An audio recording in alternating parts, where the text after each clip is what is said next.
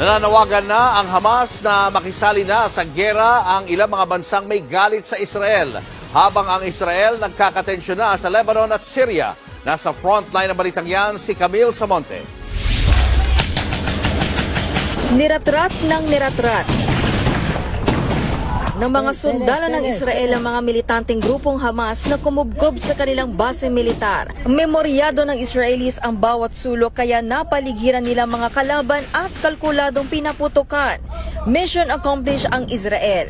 Sa operasyon na yan, 26 na miyembro ng Hamas ang inaresto habang mahigit 6 na po ang nasawi.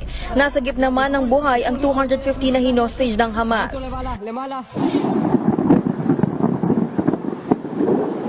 Sa kabila niyan, ayaw pa rin paawat ng Hamas sa mga pag-atake ng rocket sa Israel. Yun nga lang, sa ere pa lang, sumasabog na ito sa tulong ng Iron Dome defense system ng Israel. Para itong shield na pinipigilang tumama sa lupa ang rocket ng kalaban. Walang ganyan ng Hamas, kaya mas napupunterya sila ng Israel. Ang problema, nadadamay sa giyera ang nasa 1 milyong sibilyang nasa Gaza. Kaya naman, nagbigay ng ultimatum ang Israel. Sa loob ng 24 na oras, dapat umalis na ng Gaza City ang mga sibilyan bago nila atakihin ang Hamas. Panawagan naman ng leader ng Hamas sa kanilang mga kapitbahay na bansa, sumali na sa giyera at sama-sama nilang talunin ang Israel.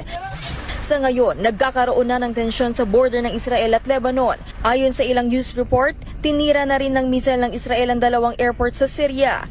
Kasabay niyan, muling nagpahayag ng suporta sa Israel ang Amerika at Canada. Sa ngayon, nananatili sa mahigit 2,000 ang mga nasawing Israeli at Palestinian.